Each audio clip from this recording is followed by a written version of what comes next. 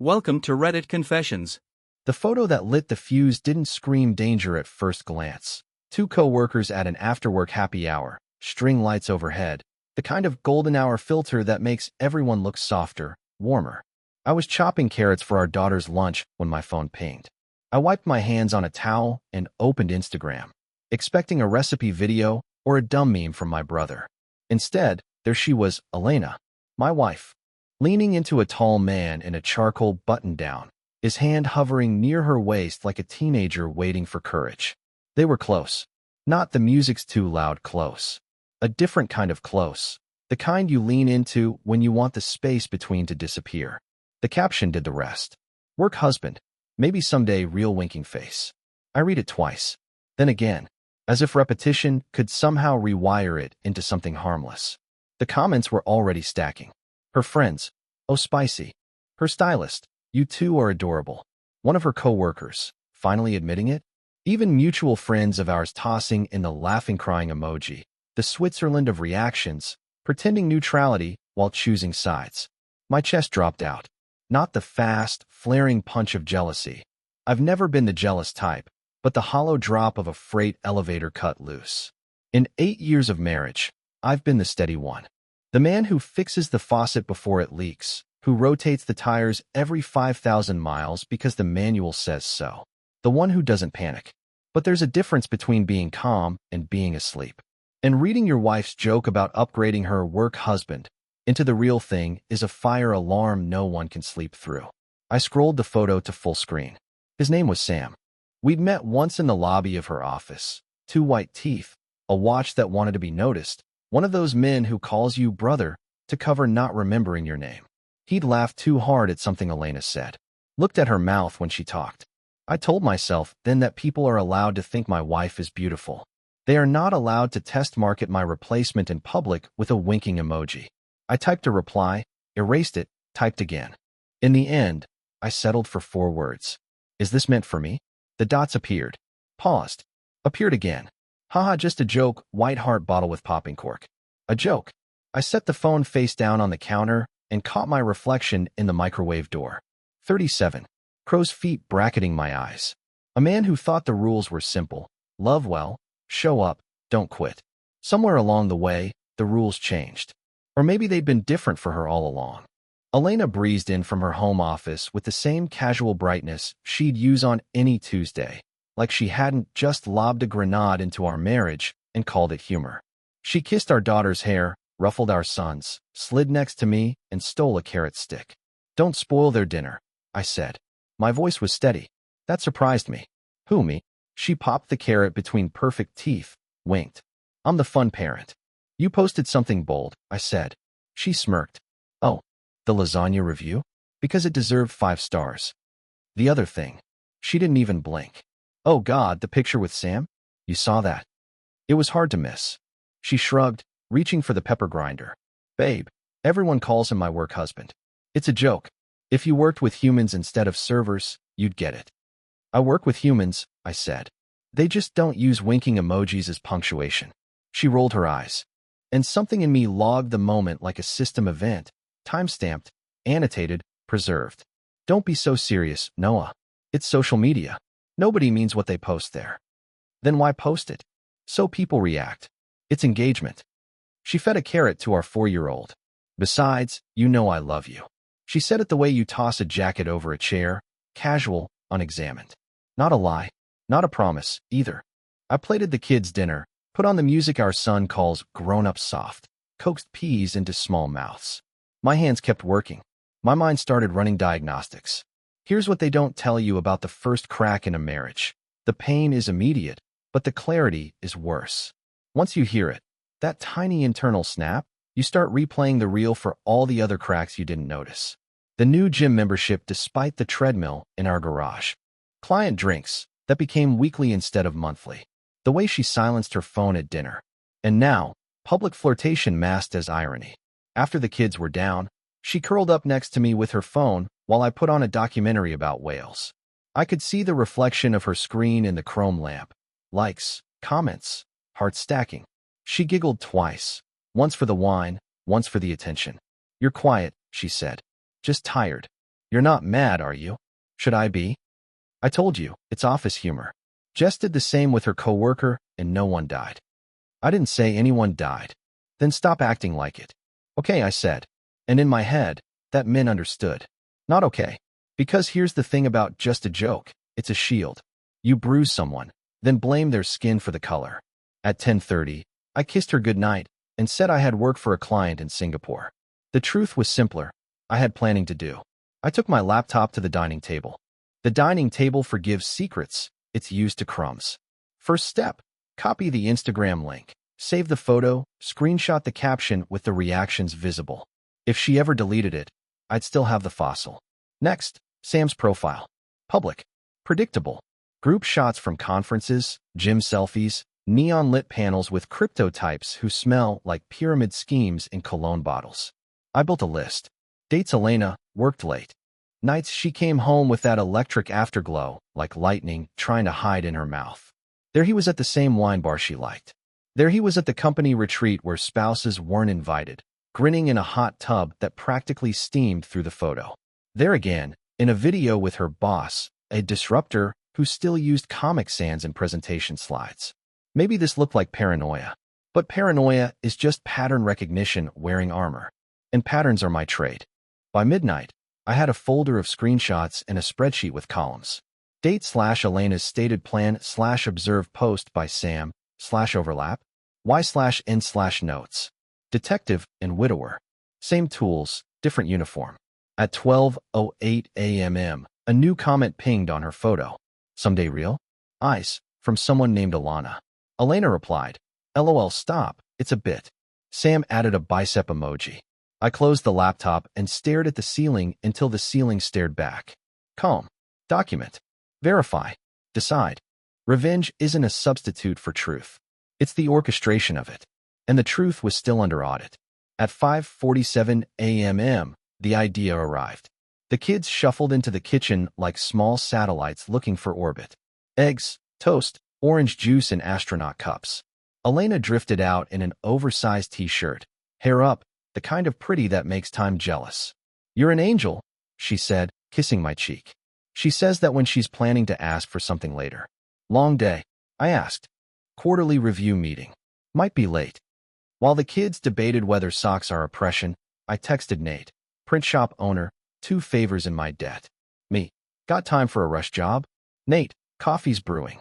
What's the emergency, Mr. Systems? Me. 36 by 48 foam core poster. I'll send the image. Nate, big one. What's on it? Me, a joke. I sent him the screenshot of Elena and Sam, caption and comments intact. Added a header. Work husband. Maybe someday real winking face. Subheader. From the desk of Elena Carter, marketing director. Petty? Maybe. Necessary? Definitely. You want a ride to the office? I asked Elena as I grabbed my keys. She waved me off. Sam's picking me up. Reviewing a deck in the car. Of course he was. The sentence was a needle, small, sharp, designed to be plausibly harmless and still draw blood. By 8:15, the kids were at school and I was at Nate's shop, the smell of ink and solvents cutting through my thoughts. Dude, he said when he saw the file. Just print it. You okay? Ask me in a week. The machine hummed. The poster came out glossy, mounted on foam core, my reflection faint in the words. I bought an easel too. Wedding photographers use them. Appropriate. Back home, I cleared the living room. Easel dead center.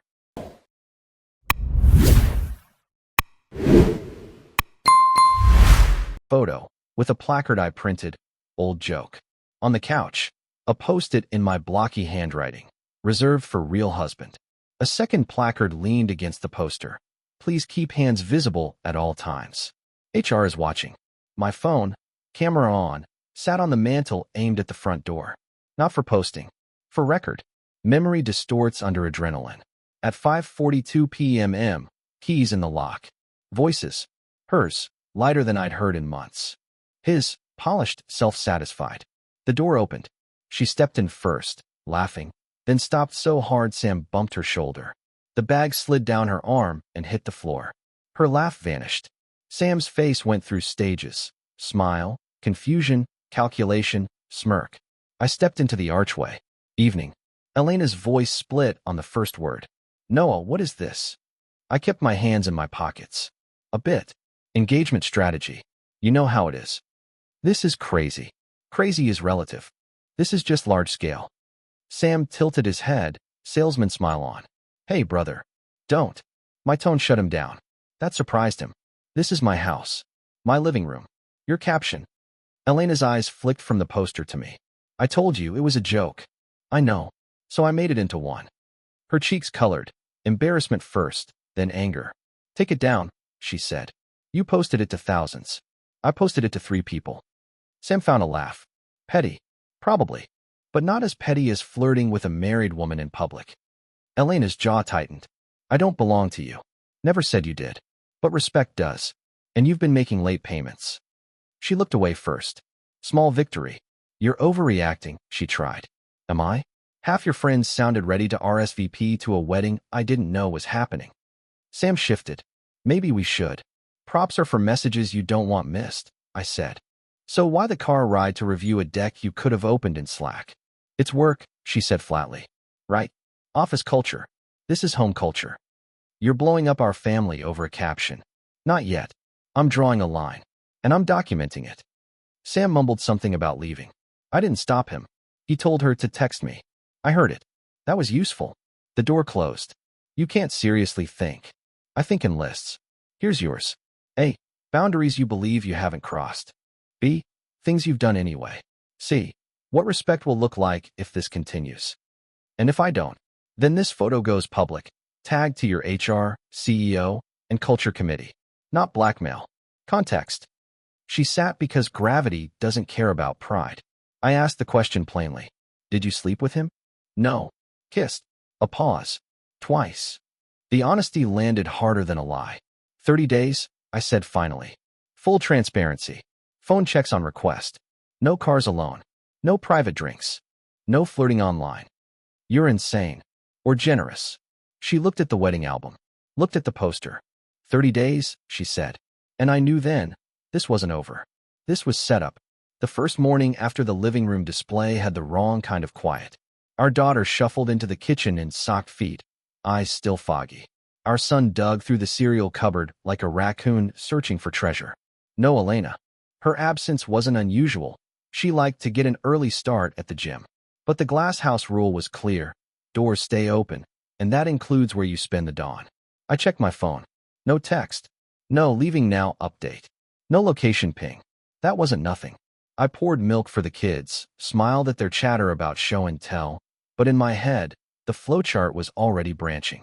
If she'd broken the agreement in the first 12 hours, that told me everything. If she hadn't, maybe there was still something salvageable after 30 days. She came home 45 minutes later with a smoothie in one hand, gym bag in the other. Morning, she said, casual. Morning, I said, just as casual. Leg day, she smirked. Cardio. You can check my Apple Watch if you want. She was testing me. Sugar on the bait, daring me to take it so she could call the rules childish. I took the watch, checked the workout log. 40 minutes. Heart rate where it should be. Thanks, I said, handing it back. Her smirk faltered. She hadn't expected me to treat it like an audit instead of an emotional plea. Work that day blurred. I had 2 tabs open in my brain, husband and investigator. Between system audits, I wrote a small script to scrape her Instagram likes and comments in real time. The data would drop into a private spreadsheet with timestamps. I also bookmarked her company's org chart, linking each name to their LinkedIn profile. Paranoia? No.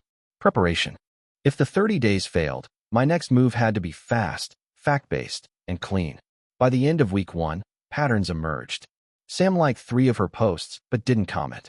She tagged him twice in Instagram stories, once at a group lunch, once in a boomerang of clinking coffee cups. Not violations, just towing the line. That Friday night, I decided to push. We were on the couch, movie paused at the opening credits. You still riding with Sam to the client meeting Monday? I asked. She didn't look up from her phone. Yeah, why? You remember the rule. Her thumbs froze. She set the phone down slowly. No cars alone. Yes, I remember. So, she sighed. I'll take my car. Happy. It's not about happy. It's about clarity. She didn't respond. By week 2, her patience thinned. Every time I asked for a phone check, She handed it over, but her jaw tightened. When I reminded her of a boundary, her eyes rolled just enough to register before she caught herself. And yet, no smoking gun, no midnight messages, no private calendar events, no dimly lit selfies. If anything, Sam seemed to be keeping his distance, which meant one of two things. She'd told him to back off. He was just waiting out the 30 days. The second felt more likely. That's when I added cameras to the glass house, not literal ones. Social cameras. Step 1. Friend 3 of her coworkers on Instagram from a burner account. Step 2. Watch their stories. Step 3. Look for her in the background. By Thursday, it paid off. One coworker posted a rooftop bar group shot. Background blurred, but I'd know Elena's posture anywhere, leaning towards Sam, closer than office furniture requires. No caption, no tag, no appearance on her own feed. The quiet part of the joke, the one they didn't publish. That night, while she brushed her teeth, I asked from the doorway, "How was your day?" She spat, rinsed. "Fine. Meetings, reports, the usual." "Any rooftop bars in the usual?" Her hand froze halfway to the light switch. "What?" "Just wondering." She hesitated. "Happy hour. Team thing." "With Sam." "With the team," she said, putting a weight on that last word like it could flatten the photo in my head. "Right. Team." Her eyes flickered. Not guilt, not fear. Calculation. Measuring what I already knew before deciding how much to admit. And I decided something, too. The 30 days weren't just about trust anymore. They were the blueprint for the final act. Because if she thought the living room poster was the punchline, she hadn't seen the closer yet. The rooftop bar photo didn't make me angry. It made me certain. Anger is messy. Certainty is surgical. I saved the image, timestamped it, filed it in the folder. The burner account was already proving its worth. 3 coworkers, 3 lenses, 1 truth. She was still bending the rules. Not enough for a direct strike. Not enough to walk into HR with yet. But enough to confirm my gut.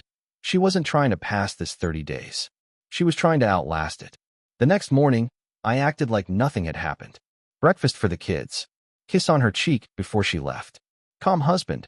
No visible tells. If she was going to play Cold War, I'd play chess.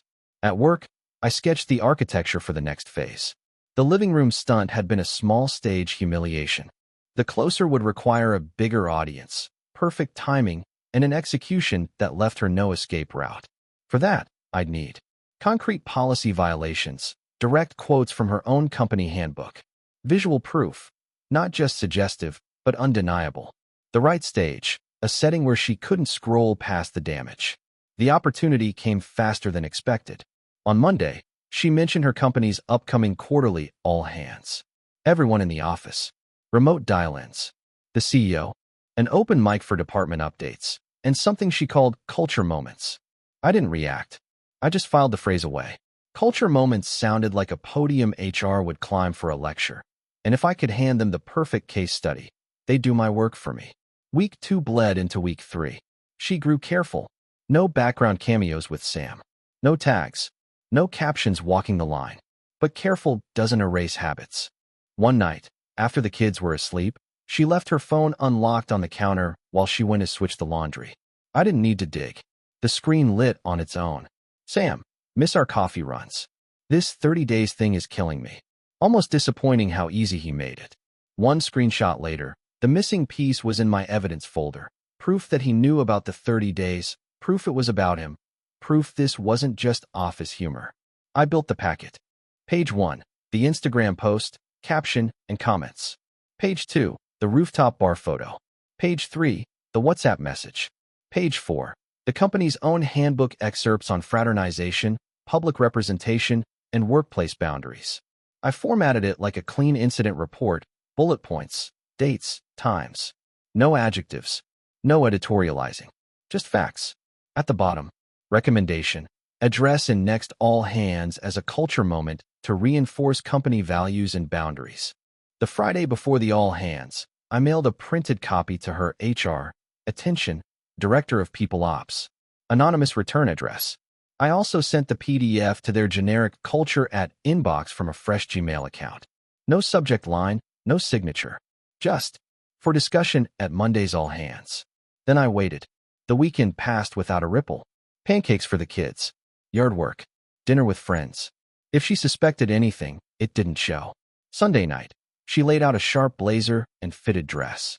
The look of someone walking into Monday expecting applause. And I thought, you have no idea. Monday morning felt like the first move of a heist. The vault door was already cracked. All that was left was to turn the handle at the right second. She dressed with the quiet hum she uses when she's confident. Hair smooth, makeup exact, blazer sharp enough to cut light. A faint trace of perfume I hadn't smelled in months. "You're in a good mood," I said over coffee. "All hands day," she said. "We're announcing new campaigns. Big visibility." I nodded, like I didn't already know her visibility was about to shift categories. Her company streamed the meeting for remote staff. I'd confirmed the open link through one of her co-workers' posts on LinkedIn, bragging about their transparent culture and how anyone can peek in. At 9:58 a.m., I clicked the link from my office. Wide shot of the stage. CEO at the podium. Slideshow queued on a massive screen. The first 30 minutes were harmless. Revenue charts, new hires, upcoming events. I kept one ear on the meeting, the other on actual work. Then the director of People Ops took the stage. Crisp suit, voice smooth, practiced. "I want to take a few minutes," she began, "to address a culture moment that came to our attention late last week." The slide changed. There it was, page 1 of my packet. The Instagram post. Caption in full. "Work husband. Maybe someday real winking face." Names blurred, but blurring doesn't erase memory. Everyone who mattered knew exactly who it was. The director kept her tone neutral.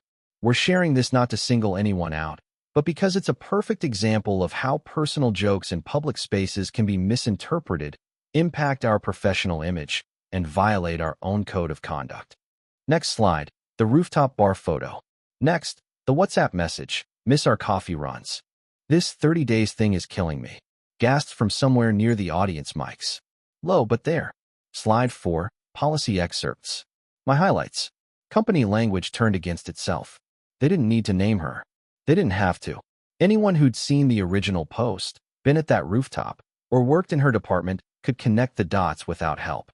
The director wrapped it with a smile meant to land like a warning. "Our culture is our responsibility. Every post, every message, every interaction shapes it." The feed moved on, but the echo would hang in that office longer than any quarterly metric. At 12:14 p.m., I got a text from one of my burner connections inside. Coworker. "Holy S asterisk asterisk asterisk. Your wife looked like she was about to pass out." Me, why? Coworker. HR basically put her on blast in front of the whole company. Everyone's whispering. She didn't text me, didn't call, didn't send the usual busy day message. When she came through the door that evening, she looked smaller, shoulders tight, eyes scanning the room like it might be rigged. "How was your day?" I asked. She stopped halfway to hanging her coat. "You wouldn't happen to know anything about today, would you?" I took a sip of coffee. "About what?" Her eyes narrowed. She was reading code she didn't have the key for. "Never mind," she said. But the crack in her voice said she already had her answer. She didn't sit with me that night. Normally, after the kids were down, she'd flop onto the couch, scroll her phone, pretend to watch whatever I had on. Instead, she went to the guest room with her laptop, the door left only half shut. Far enough to make a point, close enough to keep me out. I didn't follow. People under pressure will walk themselves into traps if you give them enough rope. The next morning was brittle. We moved through the motions. Coffee, kids' lunches, keys in the bowl. But there was a static between us, a hum under the silence. Halfway through pouring cereal, she asked without looking at me, "Did you send anything to my office?" I didn't look up. "Like what?" "You know what." I let the pause breathe. "If you're asking whether I've been in touch with HR, no, I haven't." It wasn't a lie. I hadn't been in touch. I'd sent a packet. They'd done the touching. She studied me, eyes narrowing as if she could catch my reflection on some hidden surface. "Because that thing yesterday was humiliating." "Sounds like it." I sipped coffee. "Why was it humiliating?" Her head snapped up at that. "Because everyone knew it was about me." Then maybe it wasn't just a joke. My tone stayed level. "The blade doesn't have to move fast to cut. You're enjoying this." I shook my head. "I'm documenting this." By week 4, the whispers in her office had calcified into something heavier. My burner contact kept feeding me little pieces. Sam's been avoiding her since the meeting. She skipped Friday drinks. Stayed in her office. Boss asked if she wanted to work remote for a while. Exactly as predicted, not a firing, not yet. Just the corporate equivalent of pushing her chair away from the table. One night, after the kids were asleep, she appeared in the doorway. I don't know who you are anymore. I didn't look away from my laptop. I'm the same man you married. You just didn't expect me to have a long memory. She stepped inside, arms folded. If you're trying to punish me, just say it. I closed the lid, met her eyes. I'm not punishing you. I'm holding you to the rules you agreed to. Her voice dropped. And when it's over? That depends on whether you've been honest. She gave a short, humorless laugh. Honest. You're building a case like I'm a suspect. You are. That shut her up. The next day, my burner contact sent the text I'd been waiting for. Sam put in his notice. Going to another firm. 2 weeks. I let the implications settle. With him gone, she'd lose the easy adrenaline drip, the blurred lines, the convenient excuse to test boundaries. That night, she didn't retreat to the guest room. She sat across from me on the couch, hands clasped in her lap. He's leaving, she said quietly. Sam. She nodded. Better opportunity. Good for him, I said, eyes on my screen. She studied me like she was looking for the seam in the wall. You really didn't send that to HR? I smiled faintly. I didn't send it to HR. She didn't catch the precision in that sentence. And even if she did, she couldn't use it. The net was already drawn. All that remained was deciding when to pull. Sam's last day was a Thursday. I knew before she told me. My burner contact sent a photo from the office kitchen. Sheet cake on a plastic tablecloth, paper plates curling at the edges. The kind of sad corporate send-off no one actually enjoys. Elena was in the background, smiling for the camera, but not the way she smiles when she means it. It was the smile of someone trying not to look like they're watching something they wanted slip away. She didn't mention the party when she came home. Instead, she dropped her bag on the counter, poured herself a glass of wine, and sat across from me. Sam's gone, she said, testing how it sounded out loud. I heard, I said, flipping a page in the manual I wasn't really reading. You heard? You said he was leaving. Today's Thursday. She leaned back, watching me like she was trying to see the shape of the trap. I guess that's the end of it, then. Is it? I asked. Her brow creased. What's that supposed to mean? End of him being your work husband? Or end of you pretending it was just a joke? Her mouth pressed into a line. She stood, took her wine, and went to the guest room without another word. Losing someone like Sam isn't just losing the person, it's losing the scaffolding. Every coffee run, every private laugh in a meeting, every stolen moment becomes dead air. The empty seat next to her desk wasn't just an absence. It was a hole in her day. I didn't need my burner contact to tell me. I could see it in small shifts. She stopped humming when she got dressed. The perfume stayed in the drawer. She lingered over coffee in the mornings like she didn't want to go in at all.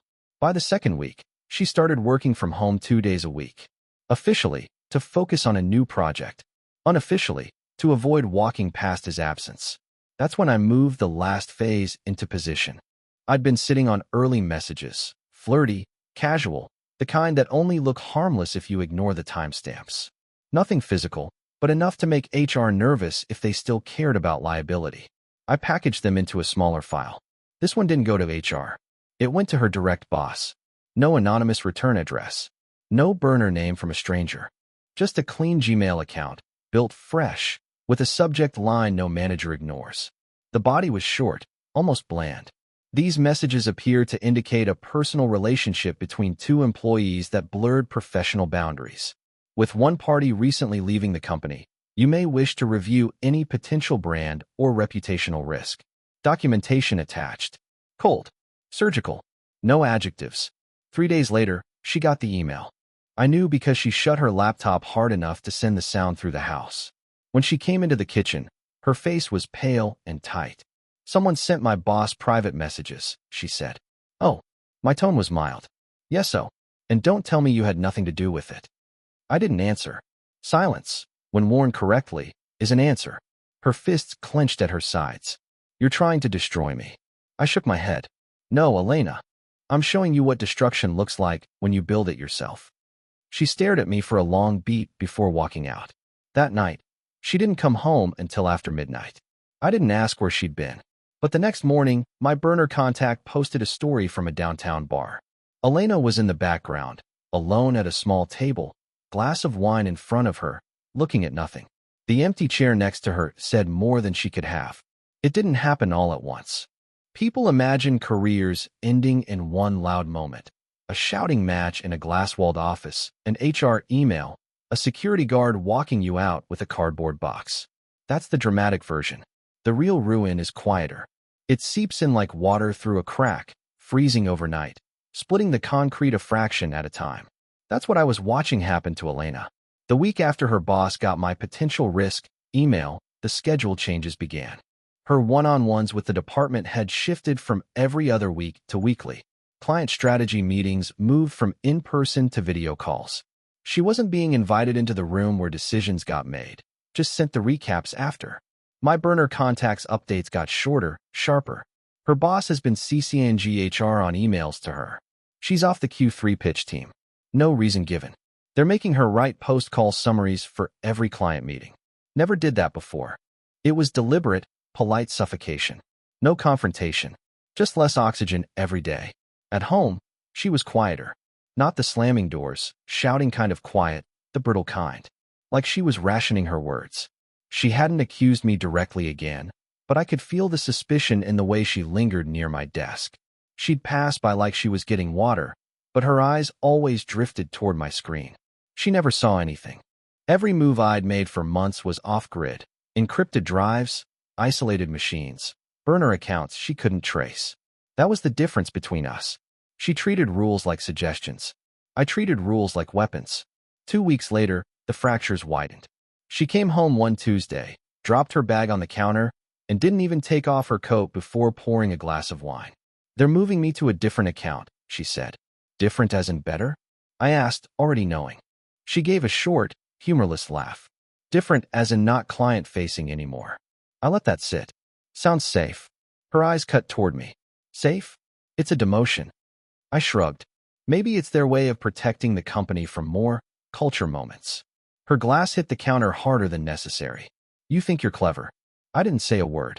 Silence again, the cleanest scalpel. That night, she slept in the guest room without saying goodnight. The next morning, her coffee mug was still in the sink when I left for work. Small detail, but it told me she was losing the energy for even her own routines. The kids noticed before long. Our son asked why mom didn't laugh at the table anymore. Our daughter wanted to know if she was in trouble at school. I told them she was just busy with work. Technically true. I just didn't add that I was the one writing her workload. By the end of the month, she was looking at me like someone trying to find the source of a leak in a house where all the pipes are buried. She couldn't locate it. She couldn't stop it. The not knowing was eating her faster than the actual damage. All that remained was choosing when to show her exactly where the water was coming from, and making sure that, when I did, it burned the bridge behind her so completely there'd be nothing left to cross. The idea came to me on a Thursday night, lying in bed, staring at the ceiling. It wasn't enough to let her job bleed out quietly. The final cut had to be public, precise, and leave her nowhere to run. She'd been avoiding attention at work, but there was one event she couldn't sidestep, the annual Client and Partners Gala. A black tie affair, whining and dining the accounts that kept her company afloat. Attendance wasn't optional for department heads and project leads, even ones being quietly pushed to the sidelines. Elena loved that gala. Every year she'd spend weeks finding the right dress, hours at the salon, curating photos that made her look like the most important woman in the room, which made it the perfect stage. The plan was straightforward in concept, delicate in execution. Step 1, get invited. That was automatic. Spouses were welcome, and she couldn't risk the optics of forgetting me this year. Step 2, make sure the right people saw the right material at the right moment. Step 3, maintain plausible innocence, just a +1 enjoying the evening. I didn't need new evidence. I already had what I needed. The Instagram post, the rooftop bar photo, the WhatsApp message, the early flirty texts. This time, they wouldn't be buried in an anonymous email. They'd be on a slideshow. 2 weeks before the gala, I loaded it onto a USB drive labeled Q2 Client Engagement Recap. The first slides looked legitimate. Campaign stats, client growth, the usual. The final 5 were mine. Clean fonts, high-res screenshots, timestamps. The last slide. Boundaries are only real when we keep them. I knew the AV setup, one central laptop, open USB ports, presentations queued in a single folder so the host could click through them between speeches. If my USB found its way into that folder, the Q2 recap would get a different ending. The night of the gala, I played my role flawlessly. Black suit, polished shoes, polite smiles. Elena looked like a magazine spread, silver dress, hair swept up, diamond earrings I'd bought her 3 years ago. For a moment, I almost remembered what it felt like to look at her without a ledger running in my head. Almost. Halfway through cocktails, I excused myself. Call to make, I said. I didn't make a call. I walked to the AV booth, smiled at the tech like I belonged there. I'm with Elena Carter's table. Marketing, I said, handing over the drive. Just a quick drop-in for the recap later. He nodded, dragged the file into the presentation folder without question. Back at the table, Elena gave me a quizzical look. Where'd you go? Bathroom, I said, taking a sip of champagne. The program started, speeches, toasts, glossy highlight reels. She relaxed, laughing with the woman next to her. Then the marketing segment began. The first slides were harmless. Charts, campaign highlights. Then the host clicked one slide too far. The Instagram post filled the screen. Laughter rippled, not the warm kind. The sharp, quiet kind. Click. The rooftop bar photo. Click. The WhatsApp message. The host froze. The AV guy scrambled. Someone whispered into a mic. But it was too late. 500 pairs of eyes had already seen it. Click. The last slide. Boundaries are only real when we keep them. The room went silent. Elena's hand tightened around her wine glass until I thought it might break. Her face didn't move, but her eyes, those were the eyes of someone who just felt the ice give way under their feet. She didn't look at me. She didn't have to. She knew. And she knew there was no way to explain it away. Not to her boss. Not to the clients. Not to herself. The ride home was silent. Not the silence of someone thinking about what to say. The kind you hear after the last light bulb burns out and no one wants to admit they're sitting in the dark. She stared straight ahead, hands clasped tight in her lap. The silver dress caught flashes from the streetlights, glittering like armor she couldn't take off. Halfway home, she said it. That was you. It wasn't a question. I kept my eyes on the road. Was what me? Her voice cracked, not from tears, from disbelief. The presentation. I didn't answer. She gave a short, bitter laugh. You went out of your way to humiliate me in front of my entire industry. I kept driving. No, Elena. You did that yourself. I just made sure the right people were looking. She didn't speak again. The next morning, the fallout started before the coffee finished brewing. First came the phone calls. Her boss, HR, 2 clients she'd managed for years. Each conversation behind a closed door, her voice low, urgent, the cadence of someone trying to patch a sinking hull with bare hands. By noon, the calls stopped. By 3, she'd opened a bottle of wine and was sitting on the couch, staring at nothing. The kids came home, and she managed to smile for them. Not for me. That night, my burner contact texted. Everyone's talking about last night. Boss is furious. HR is reviewing her role. Another message followed. Someone heard they might ask her to resign. I stared at the screen for a long moment. Not with adrenaline. Not with glee. With the same satisfaction I get from watching a clean line of code run, without error. 2 days later, she came into the kitchen while I was making coffee. I might lose my job, she said flatly. I didn't look up. Why? She gave that bitter laugh again. You know why. I met her eyes. If your job depends on no one ever seeing the truth, maybe it's not a job worth keeping. She shook her head, almost smiling at the audacity. You're not even hiding it anymore. No, I said. I'm not. That night, she slept in the guest room. The kids noticed. Our daughter asked if mom was mad at daddy. I told her mom was just stressed about work. The truth was simpler. The marriage was over. We were just waiting for the paperwork to catch up. By the end of the week, my contact sent another text. Final HR review Monday. Mandatory. If she doesn't resign, they'll terminate her. No severance. I knew what she'd choose. Elena's pride would never let her be walked out in front of her team. She'd resign, frame it as a new opportunity. The kind of exit you give to people you want forgotten quickly. The night before her HR meeting, she lingered in the kitchen after the kids went to bed. You've destroyed everything, she said quietly. I met her gaze. No, Elena. I just let the truth breathe. She didn't respond. Just turned and left the faint trace of perfume behind her. The same one she used to wear for someone else. She didn't tell me she resigned. I heard it the same way I'd heard most of the truth in the last few months, secondhand. She's out, my burner contact texted mid-morning. Sent a company-wide email thanking everyone for the opportunity. No mention of where she's going. I could picture it without seeing it. Her jaw tight, typing each sentence as if it were a restraint, dressing it up with phrases about next chapters and personal growth. Pretending it was her choice. Maybe to some people, it would look like it was. We both knew better. That evening, she came home early. No makeup, hair pulled back, sweater I hadn't seen in years. She dropped her keys in the bowl by the door and just stood there. "It's done," she said. I set down my coffee mug. "You quit." "I resigned," she corrected, like the word could soften the edge. I nodded. Probably for the best. She studied me, searching for some trace of comfort I had no intention of offering. Finally, she asked, "What now?" I let the silence work. "Now? We stop pretending this is a marriage." Her eyes widened slightly. "You're serious?" "I've been serious for months.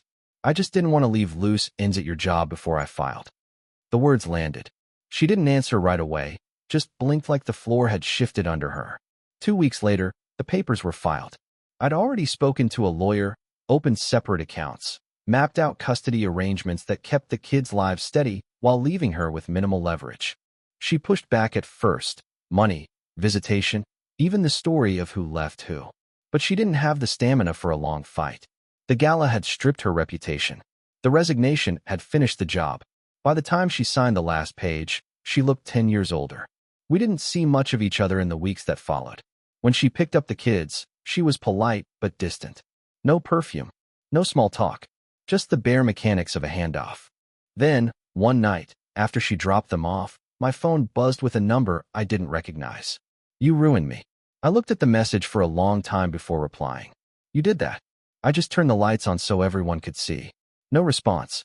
Months later, I heard through a mutual acquaintance that she'd taken a small apartment across town. Contract work for a no-name agency. No travel. No spotlight.